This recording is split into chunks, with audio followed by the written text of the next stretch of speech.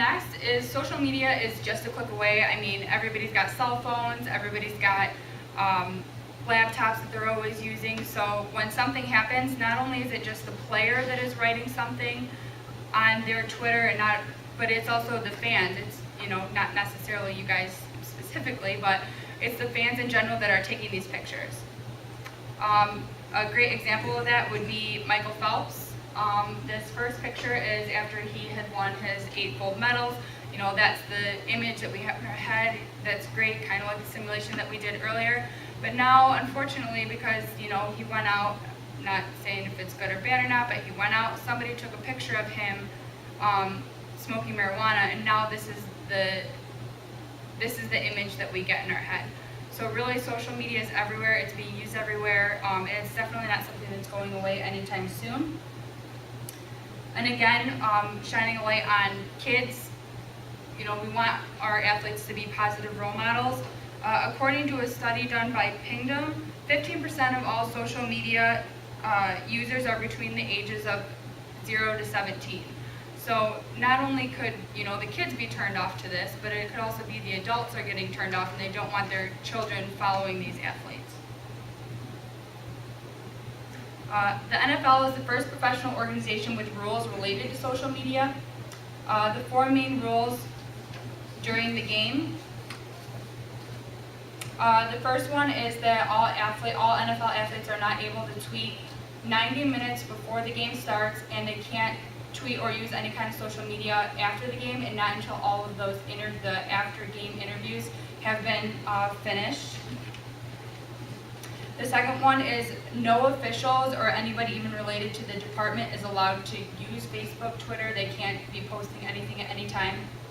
Athletes are not allowed to use their cell phones during the game or at halftime, and nobody can post on behalf of them, so they can't use their cell phone. They can't be tweeting things for the athlete during the game or during any of the allotted times that they can't use it, so that 90 minutes are before the game or after the game. Some of the players that did not follow these rules, the first one is Chad Ochocinco. He actually committed the offense twice during one game. The first one, he put a tweet out in that 90-minute rule, and then the second one was he was tweeting during halftime, so that resulted in a $25,000 fine. Darnell Dockett was another one that just tweeted during the 90-minute period, and it was a $5,000 fine.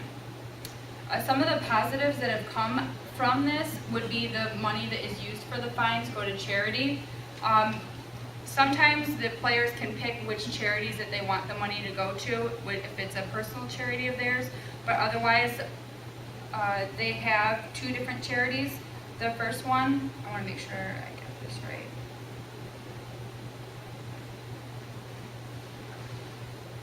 right. Basically, both of the charities have to do with past athletes, getting them reincorporated into life outside athletics, because for retired athletes, because you have to remember that all the athletes that are retiring aren't necessarily 80 years old. There are some athletes that come out at 30 and they retire because they can't play anymore, and getting them back into society and back into reintroducing them to normal life. The fine money, the $4 million a year that it generates is not all social media fines, but it's a percentage of it. They don't have a specific percent. They did list a lot of the fines that have been out and that have been committed and the amount of money that they've had, but there isn't, because this subject is so new, they don't have a set percentage. The next quote that I have, it's by Logan Morrison. He plays for the Marlins. He wrote, basically he took a picture, he went to Nordstrom's and he took a picture of a woman breastfeeding on a bench and he posted it. He is a player that has gotten into a lot of trouble for the things that he tweets. They're just not necessarily censored. He was warned by David Sampson, Marlins president, to stop tweeting. So not only are these players accumulating fines, another thing that could penalize them, or another consequence, would be that they could be kicked off the team or they could be suspended. In this case, Logan Morrison did not stop tweeting. The next offenses was he was tweeting things during games and things like that about other players, about other organizations. So eventually he was suspended and demoted to the AAA league. For future recommendations, number one would be, these social media sites have only been out for about the past 10 years, so just more research needs to be done. I could sit here and I could just keep giving you facts about it, but the actual amount of research that's been done over an extended period of time, there isn't a whole lot of it. Some of the things that we could find out are when a celebrity does, commit one of these tweets, when they do post something inappropriate on Facebook, does that show ticket sales going down, or their jersey numbers, are they still being sold, or at what percentage of them are still being sold? Another thing would be stricter fines. Out of all the professional sports leagues, the National Hockey League is the one that is the least paid players, and their least paid player they're still making $500,000 a year. So the fact that we're giving these athletes fines of $5,000 when there's a lot of negatives to them tweeting these things, $5,000 to them is still kind of a slap on the wrist. Maybe we should be giving them more fines so they're going to think about what they post before they actually do it. As far as community service, it could be a positive spin on the things that they've been posting. It could reintroduce family and promoting community service. And then for future, just have a clear set of rules for all athletes. I know that for the National Football League, they are the first ones to come out with their set of rules, and each team kind of has rules as far as the National Football League, but there isn't a clear set of rules for hockey, baseball, basketball, and to have a clear set of rules for everyone, and also the rules that they have, it has nothing to do with content. It all has to do with when they post it, and it doesn't even include outside of the game, it's only during the games. Just have a short little video.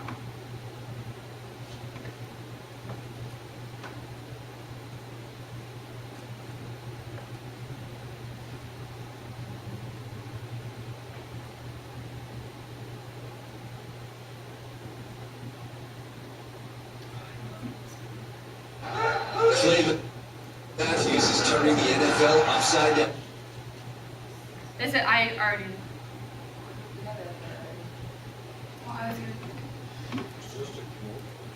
Oh, there we go. I was gonna say I already loaded this. Oh, I guess it'll play now.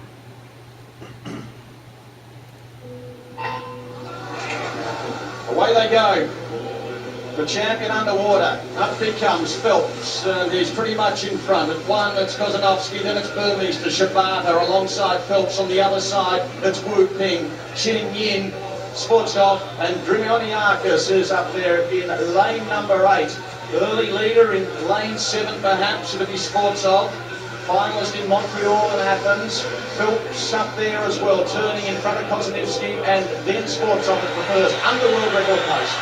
Michael Phelps is out by 2 body lengths, and he's leaving the world record line behind. Surely this is going to be 2 in 2 nights. Look at him go, the champion, Michael Phelps, the swimming thoroughbred. He's got 20 metres to swim. He's still in front. He looks so good, so easy. Another world record, Michael Phelps. I wanted to include this video because these are the kind of images that we want to see our athletes promoting, not, again, what they're putting on social media sites, not the pictures that are coming out of them. This is the kind of camaraderie that we want to see our athletes putting forth, not a little blurb that we see, inappropriate blurb that we see online.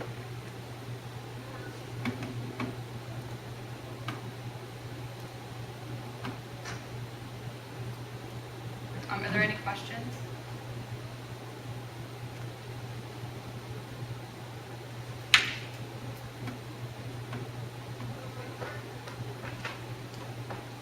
Yes. Are the rules or provisions about social media in professional athletes' contracts, or are those separately team rules, did you find? As far as the NFL, that is a contract that they sign. Again, it's more even the example that I gave about, I'll grab that slide really quick again, about Logan Morrison, it was for them, for baseball, they don't have a contract out. It was more, and eventually, like I said, after he was warned, that's when he got the consequence for it. So it was like a direct warning. But for Major League Baseball, they don't have any set rules. So it was more of a, we don't like what you're doing. There's nothing that we can specifically say about what you originally posted, but then after the warning. So more to answer your question, no. For football, yes, which is again a further recommendation. They need to have specific set of rules set out for everyone. Yes. In other professional sports outside of the NFL, it seems like there's a reaction on social media when it impacts the image of that professional sport.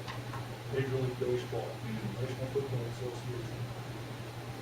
Did you find any research which says that any of the other professional sports are really going to go after and develop these guidelines, or they're just taking it one case at a time if their image is tarnished? Right. As of right now, for the research that I found, it seems like they are taking it one case at a time, but the abundance of these, like some of the lists of players that I found with fines, it's something that is going to need to be developed, and it's something that it looks like, and again, having the National Football League take those steps to make those rules now is just going to be like a precursor to the rest of the sports teams, because they obviously don't want their team or their organization to be tarnished. It's just football, like I said, was the biggest one, and they were the biggest offenders of it. When you looked at these lists, it was mostly football players that were committing these acts of inappropriateness. There's a good example of that is the Patrick Kane over the past 4 or 5 years, and the Blackhawks taking steps, but you really don't know what some of those punitive steps are with Right. regard to monetary punishment. One of the things that they also said was, I don't want to say why the organizations aren't really stepping in, is because when things like this happen, you know, if it's a first offense, they kind of, because there are no rules, they kind of let it go a little bit. But then eventually, like when it gets to things like this, or Michael Phelps, the players get such a slap on the wrist by their sponsors and things like that.